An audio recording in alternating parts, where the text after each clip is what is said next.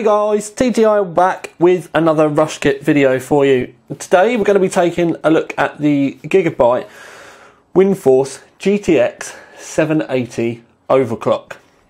As you can see, it's got the triple fan Windforce cooler on, although they have changed things a little bit with this one. There is underneath, nestled on all of this, you can kind of see it just here with this little copper flash, but up here is the main bit of the vapor chambers for the card itself. Now you can see it's got a 6-pin and an 8-pin up here, and quite surprisingly they decided not to use the stock 780 cooler, which is obviously very similar to the Titan. Well, exactly the same as the Titan really. And they've moved on to their own triple fan cooler, which I have to admit, when I first saw this, I was a little bit worried, because in the past the Windforce coolers, they're either hit and miss, and with the Titan we know that it can create a massive amount of heat, and we were quite impressed with how well Nvidia managed to tame that in the past.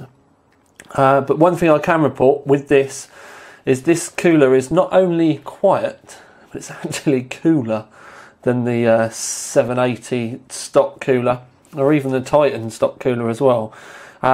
This really is a wicked bit of engineering as far as the cooler is concerned. One of the drawbacks is, because it's all open, you can see that we've got all the cutouts and all of this is completely open. All of the heat is going to end up going in a case. So if you do buy this, you are going to need to make sure that you've got a case with good airflow. But most people that can actually afford this, because the stock 780 is going to be coming in around 560, 570, so we're probably going to be expecting this to head towards the £400 mark. But if you're going to, £600 mark. So if you can afford this, you're going to have a relatively good case anyway. So yeah, as you can see, if we put it down that way, you can see that we've got that little kind of tab that hangs out. Now, if you were looking in the side of your case, it would look nice, but as this is going to be just kind of pointing straight at you, it's not really, you're not really going to get the benefit of it really. The reason why we're now looking at the PCB on the back is really the main difference between the Titan and the 780 is the memory. Now there are a few CUDA cores less, but you can see that the actual solder points for the memory on the back of the card are still here. It's the same PCB. There are very small amount of differences, to the point where I would even put money on a water block, with a Titan water block could fit on a 780. Anyway, so you've got that missing on the back, which is really, do you know what I mean, it's not a massive problem. If you were to purchase this and and buy like a backplate, an aftermarket backplate for a water block, you would have to get some custom screws. But if you were to get one, you'd never be able to tell the difference anyway.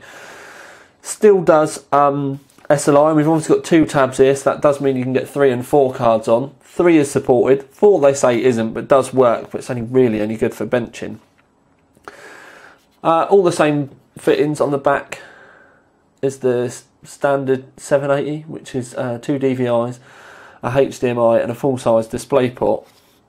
So really this is surprisingly, because we've always been quite a fan of the Nvidia stock coolers, the fact that this actually manages to be cooler but quieter as well is an absolute masterstroke.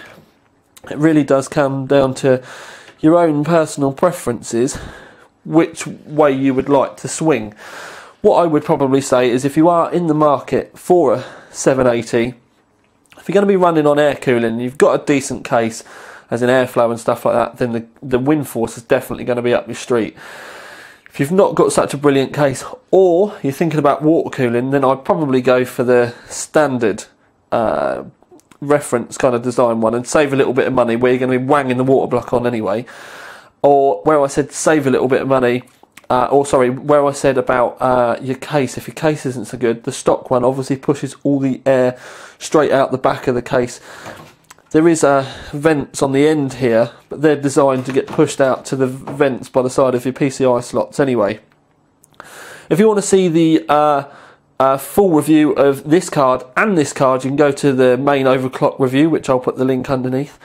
But for now, that's our quick preview, overview, whatever you want to call it, of the GeForce GTX 780. And we've seen both there, the Windforce Gigabyte version and the original kind of OEM NVIDIA version as well. Anyway, I've run out of time miles. So this is TTL with another video for you. Out.